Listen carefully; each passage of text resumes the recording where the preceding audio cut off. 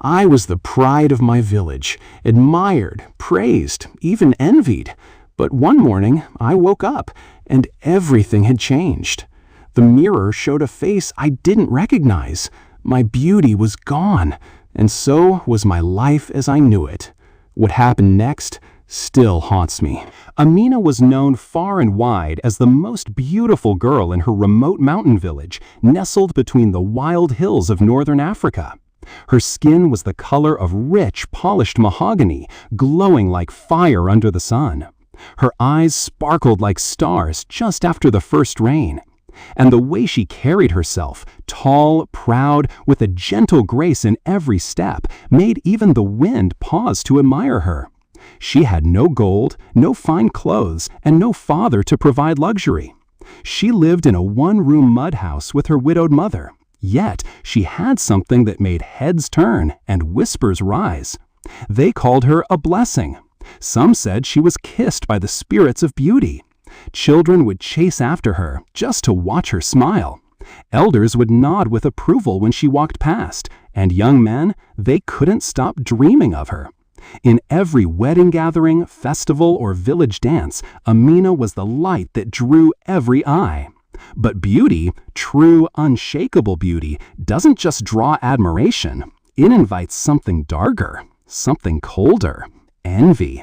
And envy, once planted, grows silently until it burns everything around it. Among those who watched Amina with forced smiles and gritted teeth was her own cousin, Zuleika.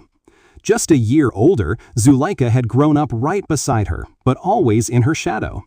While Amina's name brought poems, Zuleika's presence barely brought notice. While Amina was called beautiful, Zuleika was just there. People would often compare them, not out of cruelty, but out of habit. Why don't you smile like Amina? Maybe if you combed your hair like her.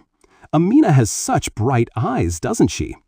It wasn't intentional, but every word was a dagger, and those daggers added up. Zuleika had once tried to mimic Amina, the way she dressed, the way she walked. But the village saw through it, and that made the pain worse. Jealousy turned into quiet rage. Bitterness took root in her heart. And behind every compliment Amina received, Zuleika felt herself shrinking smaller and colder. At first, it was just silence, not speaking when Amina entered the room. Then it became avoidance. Then it turned into cold stares. And Amina, she noticed, but she didn't understand. They were family. They'd played together as children, eaten from the same bowl, laughed under the same sky. What changed? Why was Zuleika always watching her with eyes that looked like they were screaming without sound? Amina asked her once, gently, during a family dinner, "Did I do something wrong?" Zuleika just smiled, a smile that didn't reach her eyes, and shook her head. But something in that moment changed. That night, as the moon hung low and the stars blinked behind passing clouds, Zuleika sat alone near the cooking fire behind her hut. The flames flickered against her face, dancing shadows across her tense jaw and furrowed brow. She held a small charred stick and drew patterns in the dirt. The fire crackled, and she whispered, barely loud enough for the smoke to carry, "Let her face bring her no pride anymore." The wind picked up, a soft howl passed through the trees, and the fire, for the briefest moment, shifted color, a deep red, then blue, then back to normal. Zuleika stood up, wiped her hands on her skirt, and walked away. In the darkness of that night, something ancient had listened, something neither of them understood. Back in her home, Amina lay peacefully on her mat, her mother's soft breathing beside her. She had no idea that a storm, not of wind or water, but of fate, was approaching. A storm that would soon tear her life into pieces. Amina had always believed that beauty was a blessing, that it would protect her, lift her, keep her safe from the ugliness of the world. But she was wrong. That very beauty was about to become her curse, and by the time the sun rose the next morning, everything, and I mean everything, would change. The next morning, just as the soft golden rays of dawn stretched over the mountain peaks, Amina awoke with a jolt. A searing, sharp pain burned across her face, so intense it felt as though fire had touched her skin during the night. Her fingers trembled as they reached for her cheek, her brow, her jaw. The pain wasn't imagined. It was real. Something had happened. Panic rising in her chest, she stumbled out of her mat, reached for the small, cracked mirror resting against the wall, and what she saw stole the air from her lungs. Her heart dropped, her breath caught. Her once flawless, radiant skin was now covered in strange, angry red marks, like burns, raw and inflamed. Etched across her cheekbones, down her temple, and curling beneath her eyes were patterns that looked unnatural, almost like they had been branded into her while she slept.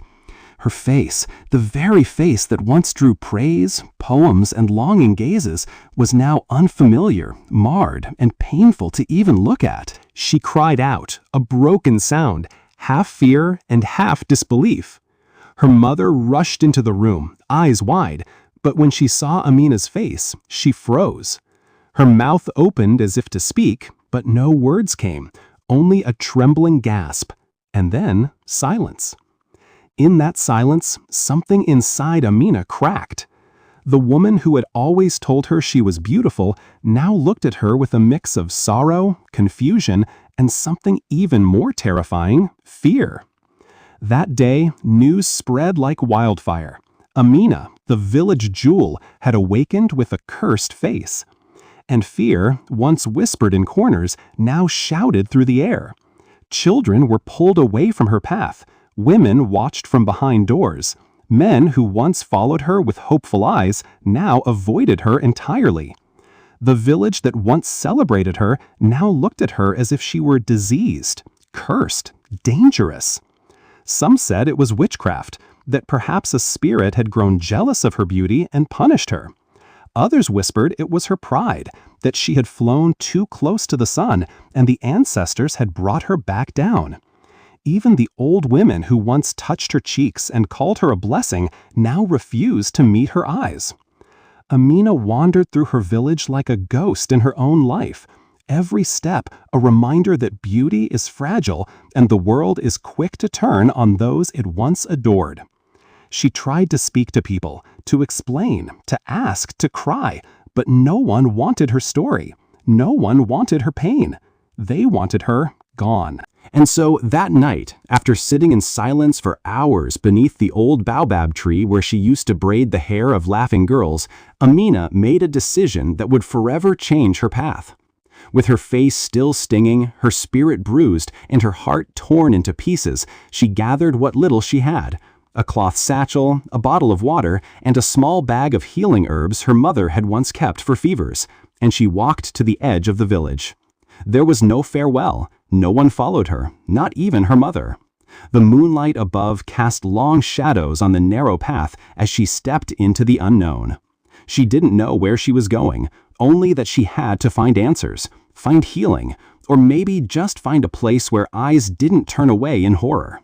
She didn't know what had caused her curse. Was it Zuleika's hatred? Was it a jealous spirit? Or something deeper, something she'd never understand? But she knew one thing. She could no longer stay where love had once lived, but now only fear remained. The wilderness ahead was vast, dark, and full of things that howled in the night. But it was honest. It didn't pretend to love her. It didn't whisper behind her back. It simply was. And for now, that was enough. Amina walked alone, the sound of her footsteps the only companion in the quiet forest. The stars above blinked down through the leaves, as if trying to speak to her. And somewhere, deep in the wind that blew through the tall grasses, a voice, soft, almost too quiet to hear, seemed to whisper, "This is not your ending. It's your beginning." And so, the girl who was once the most beautiful in the village disappeared into the wild. Not as a beauty, not as a curse, but as a soul in search of something the world had forgotten to value: truth, healing, and peace. Amina wandered, with no map, no destination, and no plan except to keep moving forward. The wide plain stretched endlessly before her, golden and dry during the day, cold and whispering at night. Her sandals wore thin, her lips cracked from thirst. She survived on river water, bitter berries, and the scattered kindness of strangers who didn't ask about her face. She moved through villages where no one knew her name, where she was just another traveler, tired, quiet, and scarred. In those nameless places, there were no judging eyes, no whispers, only survival. And in a strange way, it felt like peace. Days turned to weeks. Her limbs grew stronger, but her spirit still dragged behind her, like a broken wing refusing to heal. Then, one evening, just as the sky turned orange and the birds began their slow return to the trees, Amina followed a narrow footpath leading into a dense, whispering forest. The trees were tall, ancient, and twisted, their roots like fingers gripping the earth. And deep within that forest, through a curtain of moss and ferns, she saw a faint wisp of smoke rising into the sky. A single hut stood there, round, thatched, and quiet. It looked like it had grown from the earth itself. Cautious but curious, Amina approached. She expected to be turned away, but instead, the door creaked open. Standing there was an old woman, wrapped in layers of faded cloth, with skin dark as the soil and eyes like storm clouds, ancient, knowing, and unreadable. She didn't speak at first. She simply looked at Amina, not with fear, not with pity, but with recognition. Then she stepped aside and gestured her in.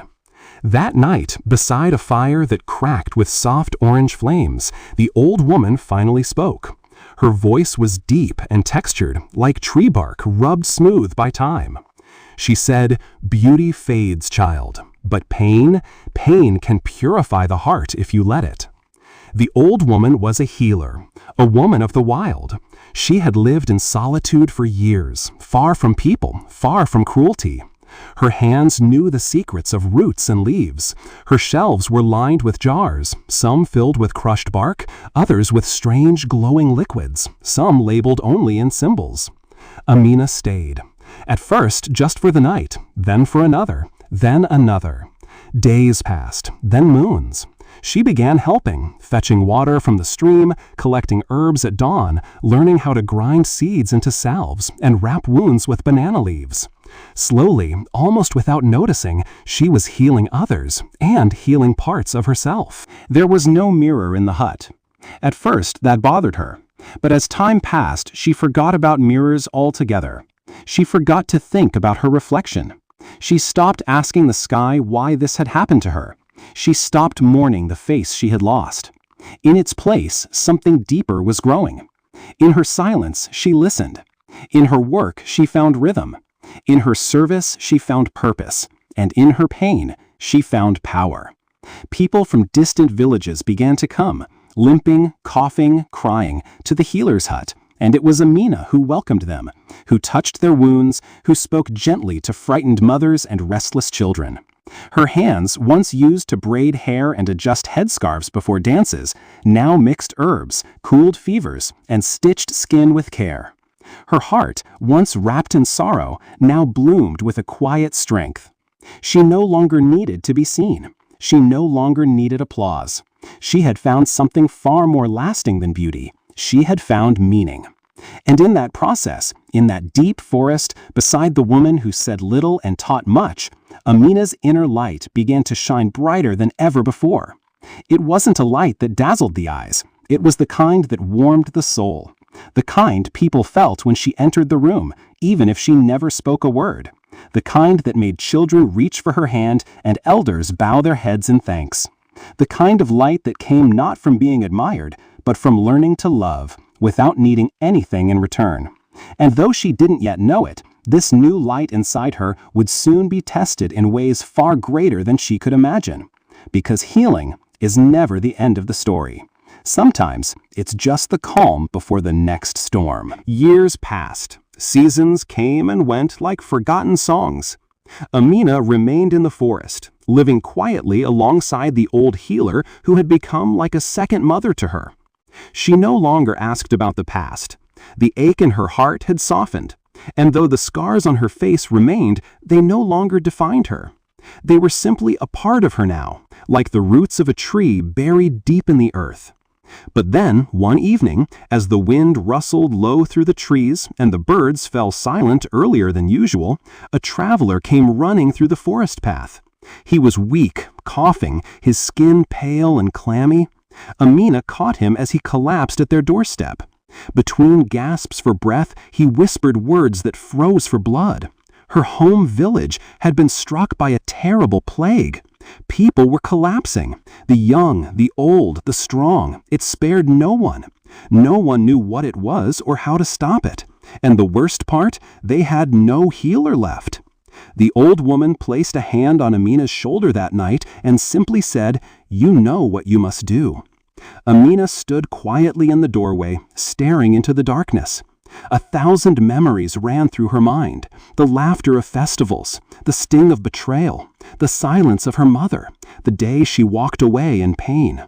She had healed others. She had healed herself. But now she would have to face what she thought she had left behind. And so, with steady hands and a heavy but clear heart, she packed her herbs, salves, and tinctures and returned to the very place that had once turned its back on her. The journey back was long, but not uncertain. She knew the roads now, knew how to walk with purpose. The air grew heavier the closer she came. The smell of sickness lingered even before the village walls appeared. And when she finally stepped into the main road, she saw it. A silence that wasn't peaceful, but hollow. Shutters were closed. Smoke drifted from houses, but no voices were heard. The marketplace, once full of music and laughter, now echoed with emptiness. And then a scream, sharp, panicked, desperate. A mother carrying a limp child ran from one hut to another, begging for help. No one came. No one recognized Amina at first. Wrapped in a long brown cloak, her face partially hidden beneath a headscarf, she moved quietly from door to door, offering herbs, checking pulses, washing fevers with cool water. But it wasn't until she knelt beside the chief's daughter, burning with fever, barely breathing, and whispered a prayer over her body, rubbing a pungent oil across her chest, that things began to shift. By morning, the girl sat up, alive, breathing, smiling faintly. Word spread like wildfire. The healer! She saved the chief's daughter! Crowds began to gather outside her hut, some in hope, others in disbelief. Then someone whispered her name. Could it be? Is that Amina? Another voice joined in, then another. The chief himself appeared, followed by trembling elders. When Amina stepped out to meet them, the entire village fell to their knees. Men removed their hats. Women wept softly. A child pointed, wide-eyed. "She's the girl from the stories." One voice, shaking, asked, "Is it really you, Amina?" Her face still bore the same scars, old, healed, but unmistakable. But it didn't matter. Her presence now carried something far more powerful than beauty. She radiated calm, confidence, wisdom, and above all, peace. The same village that once watched her leave in shame now looked upon her as their only hope. But Amina said nothing. She simply went back inside and continued her work. Because she hadn't come for recognition. She had come because they needed her. And then, from the edge of the crowd, came a familiar voice, soft, choked, shaking. "Amina." Amina turned. It was Zuleika, older now, thinner. The pride that once clung to her eyes was gone, replaced by guilt, regret, and something even deeper, sorrow. Her hands trembled as she stepped forward. I cursed you out of jealousy," she said, barely able to breathe the words. "I watched you suffer, and I said nothing. I was cruel, and I've lived with that poison in my heart every day since. Please, forgive me." Amina looked at her, really looked. Not with anger, not with pride, but with understanding. There was no need for long speeches, no need for dramatic punishments or bitter reminders. Instead, she walked forward and simply opened her arms. And in front of the entire village, Amina embraced the very person who had wished her pain. And in that one silent gesture, something broke free. Not just in Zuleika, but in everyone watching. Something heavy lifted, and for the first time in years, peace returned to the village. Amina stayed in the village, not as the most beautiful girl, not as the one they once admired from afar, but as something far greater. She became the healer, the guide, the voice of calm in moments of fear, the one who listened when no one else did. She became, in many ways, the mother of the forgotten, the one who saw every soul, no matter how broken or invisible, and made them feel whole again. Her hut became a place of gathering, a shelter for the sick and the weary, a haven where silence was comfort and kindness flowed like water. The scars on her face never faded, but they didn't need to. They had become part of her story, part of her strength, a map of where she had been and how far she had come. And over time, even the children forgot they were scars at all. They would gather around her as the sun dipped low behind the hills, sitting cross-legged in the dust, eyes wide, full of questions and wonder. "Auntie Amina," they would ask, pointing with innocent fingers, "what happened to your face?" And Amina, calm, patient, radiant, would smile with the warmth of 1,000 suns and simply reply, "A blessing in disguise." The children didn't always understand, but they nodded and they smiled back, because in her eyes, in her voice, they felt truth. They felt something sacred, something safe, and that was enough. The adults in the village stopped talking about Amina's looks long ago. Her beauty was no longer measured in smooth skin or perfect features. Instead, they spoke of her heart, the way she carried her pain without bitterness, the way she forgave when others would have turned cold, the way she never raised her voice yet silenced every room with her presence. They spoke of her bravery, how she returned when she had every reason to stay away. They spoke of her hands, which had saved dozens of lives during the plague. And most of all, they spoke of her forgiveness, not just of Zuleika, but of the entire village. Even Zuleika herself changed. After that day of reckoning, she became one of Amina's most devoted companions.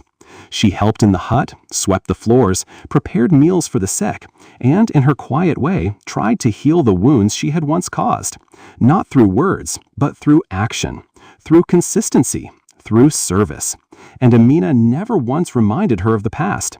It no longer had power here. In this new chapter, there was only growth and peace. The story of Amina, once a whisper, once a tale of tragedy and shame, became a village legend. Elders passed it down to their grandchildren as a story not of sorrow, but of strength. A story of how a girl lost everything and became more than she ever was before. How beauty, once worshipped and then destroyed, gave birth to something deeper: wisdom, compassion, light. Her story was told beside fires, beneath stars, during the long rainy seasons, and in the moments when young ones doubted their own worth. Parents would lean close and say, "Remember Amina, she found her gold in the fire." And so the moral lived on, not carved in stone, not written in books, but woven into the very breath of the village. True beauty is not in the face, it's in the soul. And sometimes pain is the fire that reveals our gold. Amina grew older, gracefully.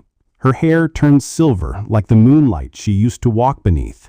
Her hands grew slower, but her eyes remained bright, calm and steady like a quiet river. She never married, but she was never alone. For every soul she healed, every child she comforted, every heart she touched became part of her family. And in the final years of her life, she sat often beneath the baobab tree, the same one where she had once cried alone. But now she smiled beneath its branches, surrounded by laughter, by stories, by life.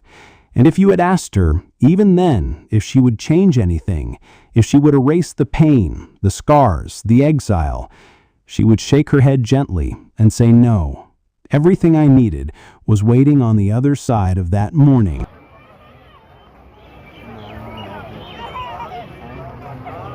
वाह कि zooming थी नहीं किया मैं